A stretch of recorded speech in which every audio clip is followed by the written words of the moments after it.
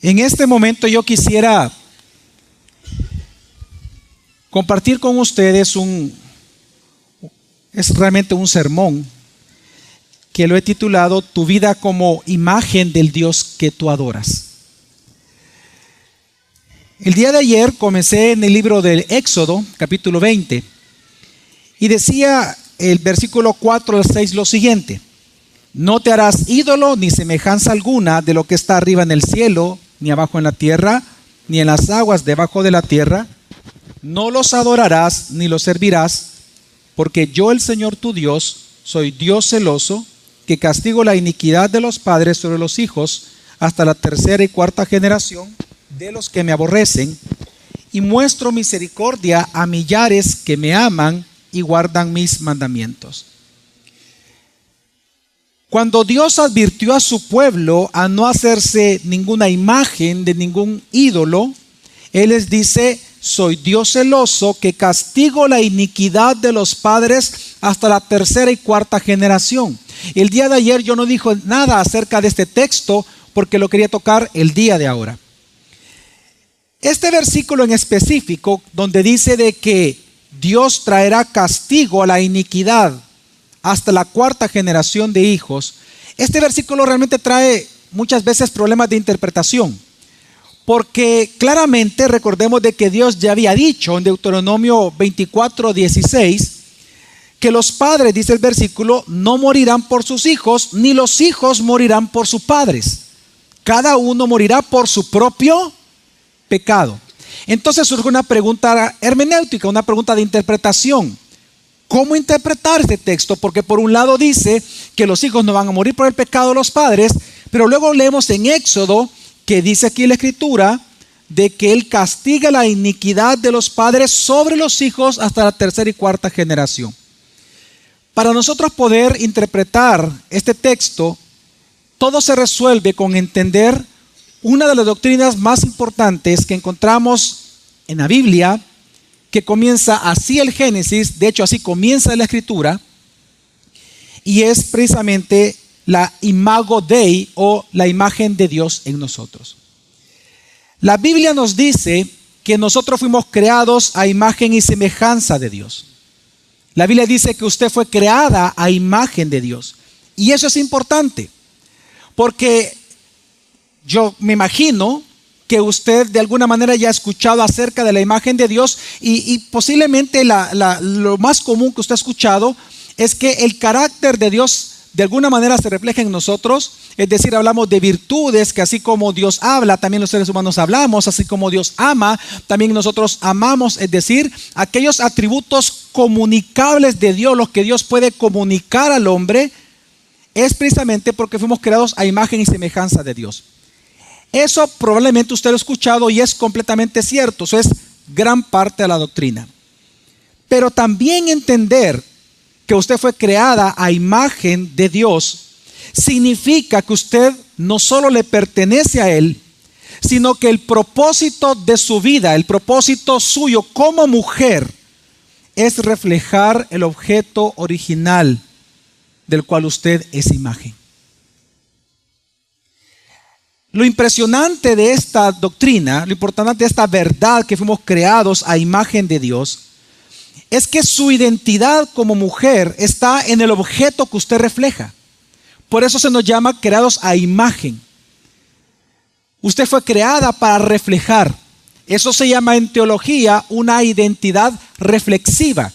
Nosotros los seres humanos tenemos una identidad reflexiva, es decir, reflejamos al objeto del cual fuimos hecho imagen.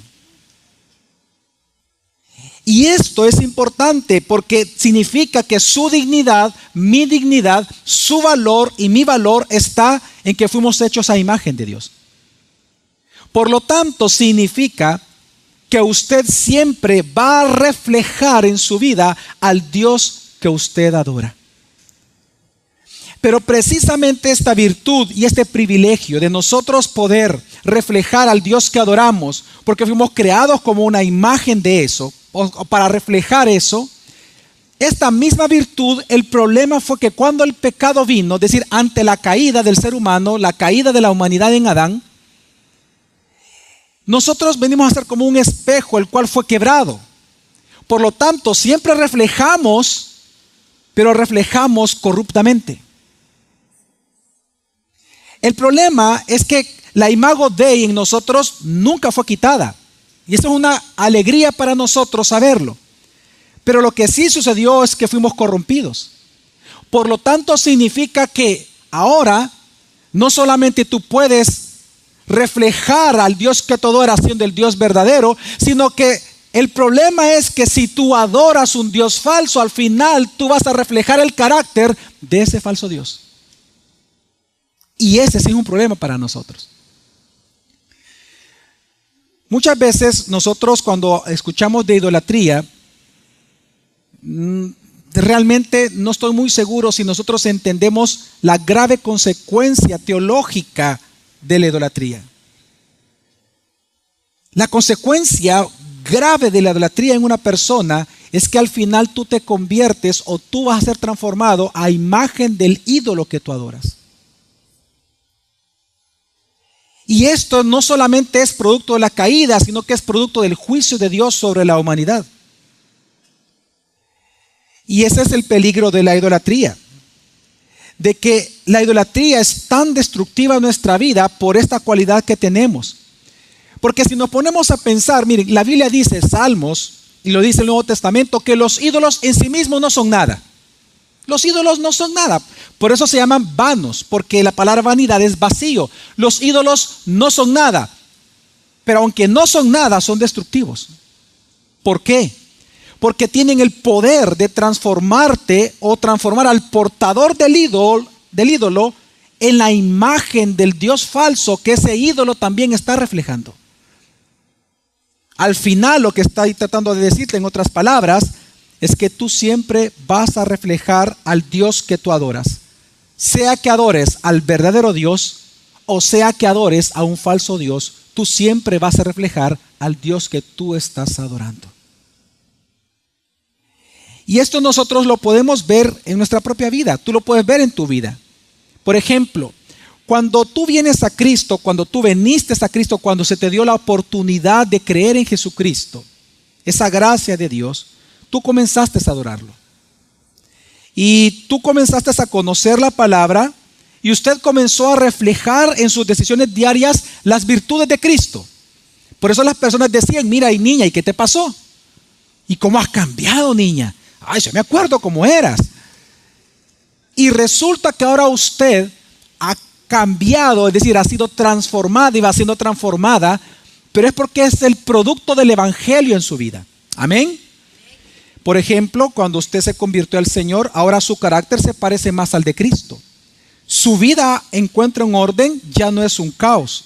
Usted puede ver que cuando usted vino a Cristo, usted ahora tiene un sentido, tiene un propósito de vida, aún a pesar de las pruebas.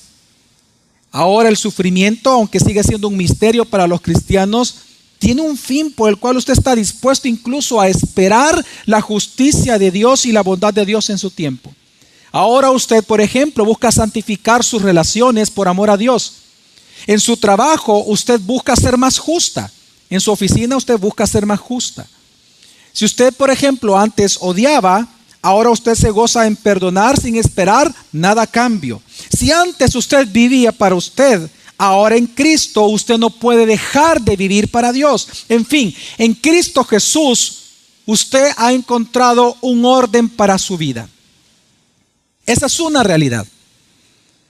Pero cuando usted, olvidándose de Jesús, hace de sus anhelos, de sus deseos, de sus sueños, sus ídolos, usted pronto va a comenzar a dejar de reflejar el carácter de Jesucristo y va a comenzar a reflejar el carácter de los dioses que están detrás de sus propios ídolos. Su comportamiento va a cambiar. Sus metas se corrompen. Sus anhelos no son ya la gloria de Dios, sino la suya propia. El amor se convierte en egoísmo. La bondad se convierte en maldad. La paciencia se convierte en angustia. La felicidad en amargura. Y la esperanza en pesimismo. Todo cambia. Todo cambia cuando las personas comienzan a olvidarse de su Dios Redentor, porque comienzan a reflejar el carácter corrompido, el carácter vano de un Dios vano y corrupto. Tú poco a poco comienzas a reflejar el nuevo Dios que tú adoras. La belleza ahora es la lujuria. La piedad se convierte ahora en un despreciable vicio. El pecado ahora es un deleite. Y la adoración a Jesucristo un estorbo. Su identidad comienza a ser corrupta. Porque estás adorando a un Dios falso corrupto.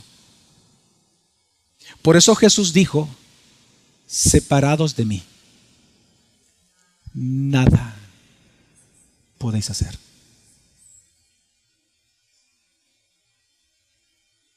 Nada.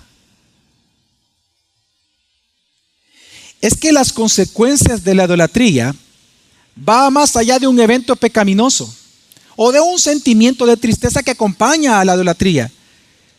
Tenemos que entender que la idolatría destruye por completo tu identidad. Destruye tu identidad, tu valor como mujer, tu carácter, tu feminidad, tu propósito, tu sentido, la dirección de tu vida. Porque esto es parte del juicio de Dios sobre el pecado de la idolatría. Por tanto, cuando en Éxodo nosotros leemos que dice que el castigo de la idolatría es que Dios va a castigar la iniquidad de los padres en los hijos hasta la tercera y cuarta generación, lo que está diciendo Dios es que por este vicio, por este juicio de Dios, que nosotros vamos a adorar al Dios que adoramos, vamos a reflejar al Dios que adoramos, es que cuando tú comiences en tu hogar a reflejar el Dios que tú adoras, tú tienes que entender que tus hijos también tienen esa capacidad de reflejar al Dios que adoran. Por lo tanto, ellos por imitación, pues ellos van a tratar de poder practicar el carácter de papá y de mamá. Y al final, ese carácter que surge de un Dios falso que tú estás reflejando, resulta que ahora tus hijos también lo van a estar reflejando. En otras palabras, así como las mujeres imitan el carácter de los dioses falsos, así sus hijos también. El pecado de idolatría no solamente afecta al que lo practica, sino que también afecta a sus hijos, quienes buscan reflejar naturalmente el comportamiento de sus padres, y eso es parte del castigo de Dios.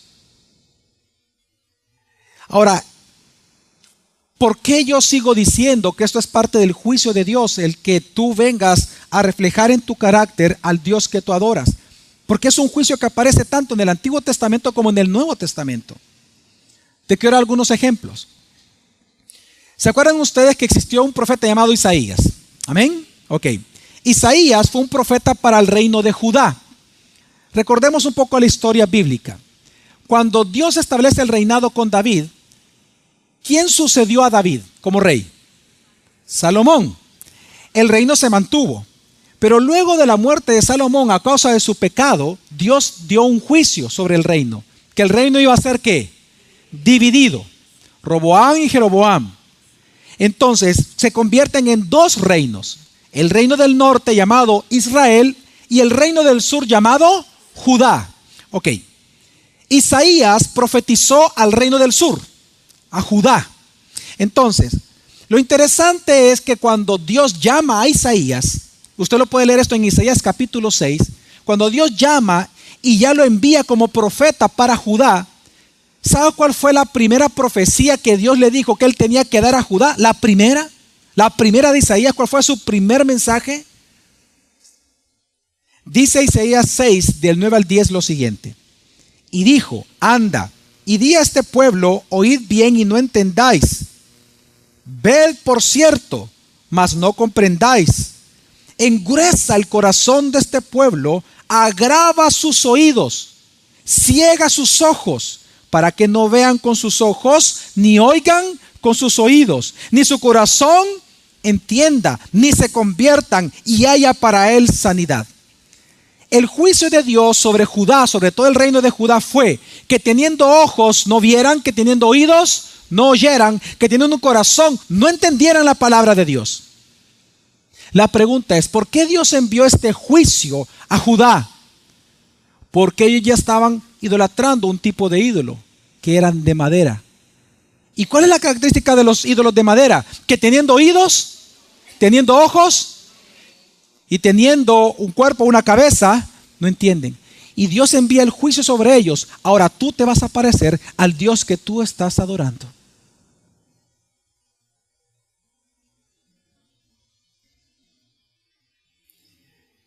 Y esto mismo lo confirma Jesucristo. ¿Se acuerdan ustedes cuando en Mateo los discípulos vinieron a Jesús y le preguntaron, mira Jesús, ¿y por qué tú nos enseñas con parábolas? ¿Por qué no eres tan claro, más claro, un poquito más claro? ¿Por qué con parábolas?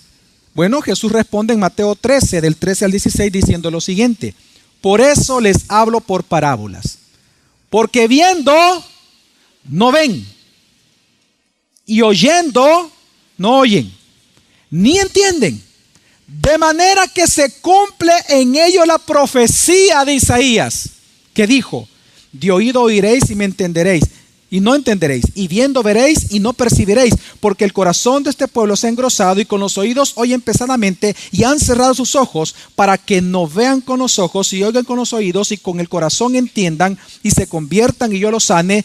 Pero bienaventurados vuestros ojos, porque ven, y vuestros oídos, porque oyen. Es decir, por un lado, el juicio de Dios sobre los idólatras, sobre cualquier idólatra, es que va a reflejar el carácter de sus ídolos. Pero por otro lado, los discípulos de Jesucristo, es decir, los creyentes, van a poder ver, oír y entender, porque así es nuestro Dios, un Dios vivo.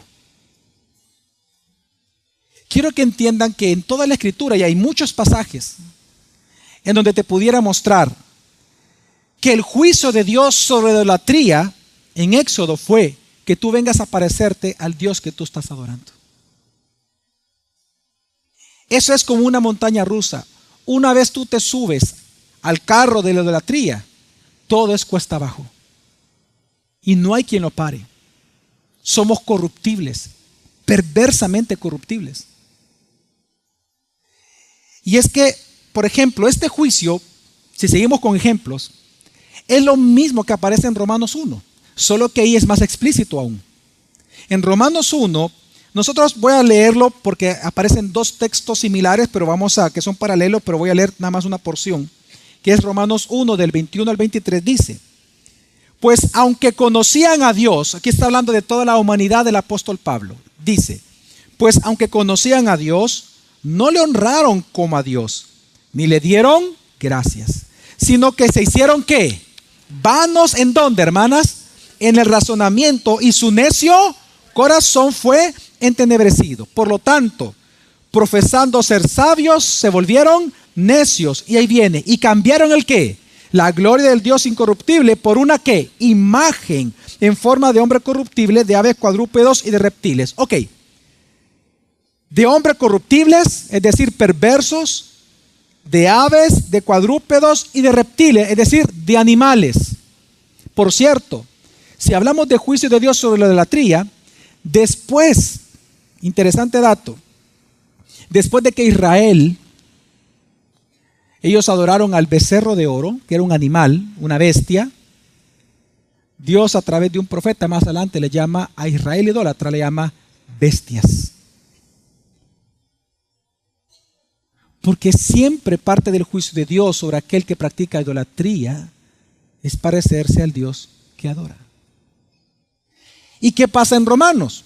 Dice que los ídolos que cambiaron la gloria de Dios por una imagen corruptible de hombres, aves, cuadrúpedos y reptiles. Ahora, ¿qué hizo Dios? ¿Cuál fue el juicio de Dios sobre la humanidad ante el pecado de la idolatría? Bueno, dice la Escritura ahí mismo en Romanos, sigamos leyendo, leímos hasta el 23. Ahora veamos lo que Dios hizo. ¿Cuál fue el juicio? Bueno, Dios hizo un triple juicio sobre la humanidad. Veamos a lo que Dios los entregó. 3 veces aparece la frase Dios los entregó. Dice Romanos 1:24. Por consiguiente, es decir, por lo anterior, por el pecado de idolatría, por consiguiente, Dios los entregó ¿a qué? A la impureza, en la lujuria de sus corazones. Claro, Porque dice que su corazón fue ¿qué? Entenebrecido. Por lo tanto, el juicio de Dios es, ok, vas a tener el corazón del Dios ahora que tú estás adorando. Estás adorando a un hombre corruptible, ok, tu corazón va a ser corrupto. Primer juicio. Dios los entregó a la impureza en la lujuria de sus corazones, de modo que deshonraron entre sí sus propios cuerpos. Segundo juicio. Dios los entregó a pasiones degradantes. Dice Romanos 1:26. Por esta razón, Dios los entregó a pasiones degradantes, porque sus mujeres cambiaron la función natural por la que es contra naturaleza. Segundo juicio. Tercer juicio. Dios los entregó a una mente reprobada. Romanos 1:28 dice, y como ellos no tuvieron a bien reconocer a Dios, Dios los entregó a una mente depravada, para que hicieran las cosas que no convienen. En otras palabras, teniendo un corazón no entiendan, tienen oídos no oigan, teniendo ojos no vean. En otras palabras, el juicio de Dios sobre la humanidad es que ellos vengan a ser como los dioses que ellos imaginaron: aves, cuadrúpedos, reptiles y hombres naturales. Así que tres cosas fueron corrompidas: nuestra mente, nuestro corazón y nuestras acciones. Tres juicios de Dios contra nuestra mente, contra nuestro corazón y contra nuestro cuerpo, nuestras acciones. Ahora, en este punto yo te hago una pregunta. Hermana, ¿cómo es tu vida hoy? ¿Cómo es tu vida? Es decir, piensa en lo siguiente: tus decisiones diarias, tu forma de pensar con respecto a la sexualidad, tu forma de pensar hoy con respecto al matrimonio, con respecto a la feminidad, con respecto a la maternidad, con respecto a los hombres, con respecto a tu trabajo. Una pregunta: ¿a qué tipo de Dios refleja que estás adorando? Lo que tú piensas acerca del matrimonio, acerca de la maternidad, ¿a qué tipo de Dios refleja que tú estás adorando tus decisiones diarias? Por ejemplo, las decisiones que hoy estás tomando tú en tu trabajo, dentro de tu matrimonio, en tus amistades, en el uso de los bienes materiales, del dinero, de tu cuerpo, en el uso de tu cuerpo y de tu tiempo, ¿a qué Dios refleja que tú estás adorando? Hermana y amiga, la amargura que tú mantienes contra tu esposo, el culpar a los demás de tus problemas, tu justicia propia, el verte como víctima de todos, ¿a qué tipo de Dios tú crees que estás reflejando con esas decisiones? A Jesucristo, al Dios glorioso de la Biblia, que te manda a perdonar hasta 70 veces 7, o a un Dios fabricado por ti. Tus mentiras diarias, tu fornicación, tu actual adulterio, esa tu soberbia, tu jactancia, esa orgullosa imagen que tú tienes de ti misma, que gracias a Dios tú no eres como las demás, porque tú eres una gran mujer según tu propia opinión. Tú eres casi Jesucristo. Y para ti tú eres la santa que anda caminando casi flotando cuando camina. Ese tipo de idea, ¿a qué tipo de Dios refleja que tú estás adorando hoy? Tu desprecio por estudiar la Biblia: es que no tengo tiempo. ¿Cómo? ¿No tienes tiempo para estudiar lo único que te sostiene en este mundo? ¿No tienes tiempo? Esa decisión de no estudiar formalmente la Biblia, ¿a qué tipo de Dios refleja que tú estás adorando? No, es que eso es para los pastores. No, eso es para los hombres. O sea que en ti no está la imago Dei. O sea que tú no tienes necesidad de Jesucristo.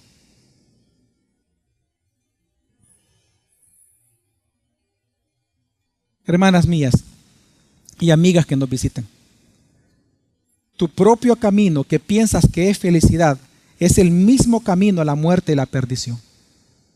Tienes que salir de él.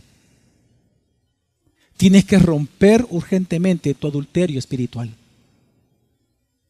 Estás destruyendo la vida tuya, de tu familia y la de tus hijos. No podemos olvidar nosotros que nuestra identidad está sujeta al objeto de tu adoración. Todo el tiempo, recuerda eso, tu identidad está sujeta, está supeditada al objeto de tu adoración. El sentido de tu vida, la dirección de tu vida, la motivación de tu vida está sujeto al Dios que tú adoras. Tu santidad está sujeta al Dios que tú adoras. ¿Por qué crees tú que Dios dice, sed santos? Pero ¿cuál es la cláusula? Porque Él es santo, porque tú siempre vas a reflejar al Dios que tú adoras. Dios no te dice, sé santa, y hasta ahí te deja. No, Dios te dice, sé santa porque yo soy santo. Entre más tú estés expuesta a Dios, como imagen vas a reflejarlo más a Él. Pero si el Dios que tú adoras no es el verdadero, bueno, igual vas a reflejar, pero un Dios falso. Entonces, si tu vida pudiera ser en ciertas áreas un desastre completo, porque el Dios que tú adoras es un desastre completo, ¿qué puedes hacer? Bueno, dos cosas. Lo dije ayer y lo sigo insistiendo y lo diré en cada sermón que predico. Arrepentimiento.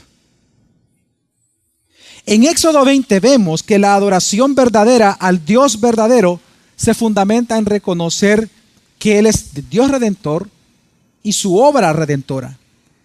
La idolatría en Éxodo 20 surge cuando tú te olvidas de Dios y te olvidas lo que Él ha hecho por ti. Y es lo mismo que dice Romanos 1.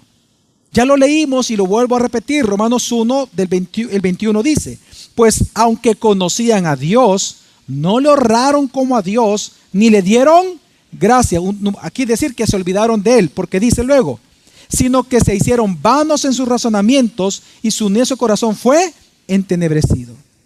No le dieron gracias y no lo honraron como a Dios. Y ahí comienza. ¿Por qué? Porque todo el tiempo nuestro corazón está buscándolo algo que adorar. Todo el tiempo, cada día, cada segundo, cada instante, cada minuto, tu corazón está buscando algo que adorar. Si tú te olvidas de Dios, vas a terminar adorándote a ti misma o algo más.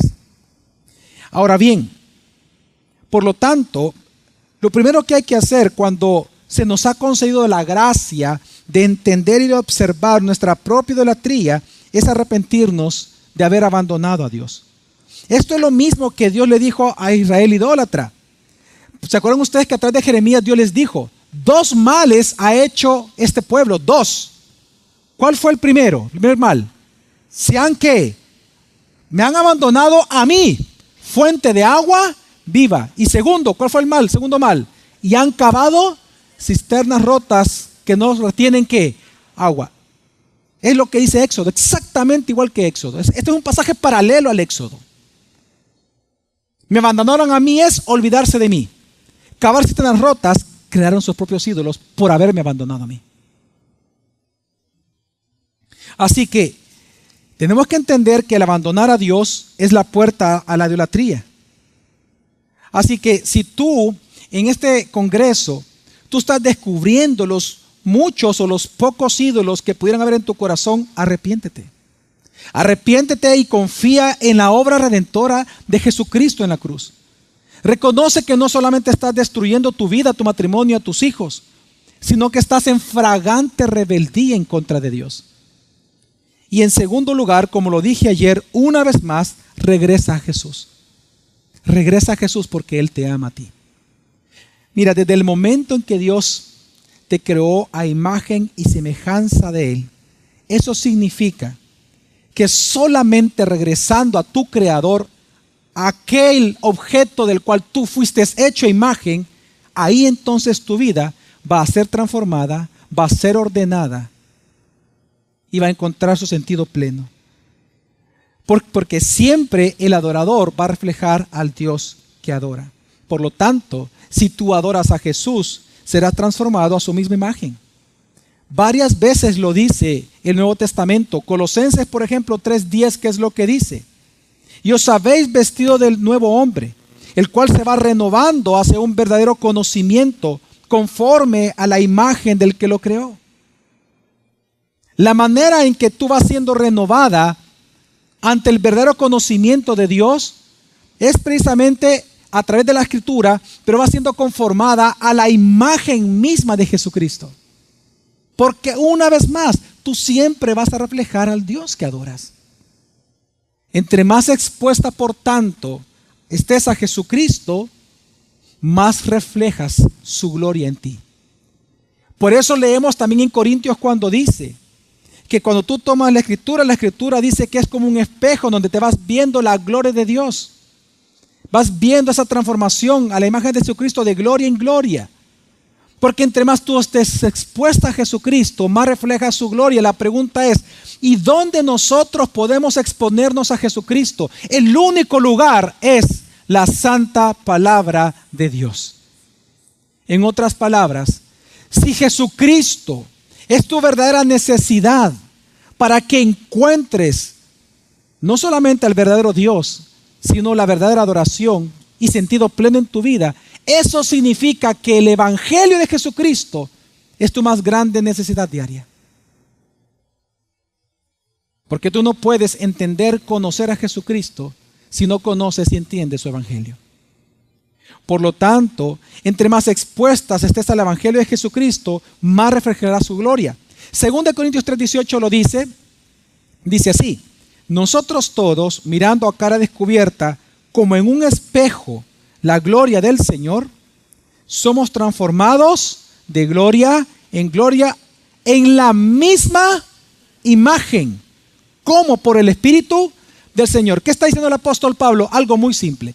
Entre más tú leas la Biblia y comiences a ver cuán grande es Dios, cuán hermosa es su santidad, cuán corrupta es tu carne y tu pecado, cuán pecaminoso eres. Entre más tú veas eso, la misma Biblia te va a mostrar cuánta obra de transformación Dios ha hecho en tu vida. La Biblia es un reflejo para nosotros.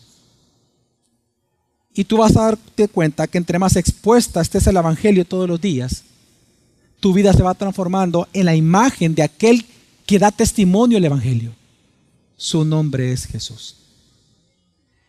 Hermanas, el Evangelio de Jesucristo no solamente fue la gracia de Dios para que tú iniciaras tu vida cristiana. Tú tienes que entender que el Evangelio es el poder de Dios para tu santidad diaria. Es parte de la gracia de Dios en ti. El Evangelio no es algo pasado, el Evangelio es algo presente. Tú necesitas el Evangelio todos los días. No es que tú vayas una vez al domingo a la iglesia y entre semana a un culto y eso es todo. No, todos los días, porque todos los días tu corazón desea fabricar ídolos, todos los días. Pues parte de la gracia de Dios para detenerte en eso es el Evangelio. Por el Evangelio es que tu matrimonio va a ser hermoso. Por el Evangelio es que tu vida va a ser hermosa. ¿Por qué? Porque Jesucristo es hermoso. Tu familia va a ser hermosa cuando se centra en el Evangelio, porque Jesucristo es hermoso. Así va a ser tu sexualidad.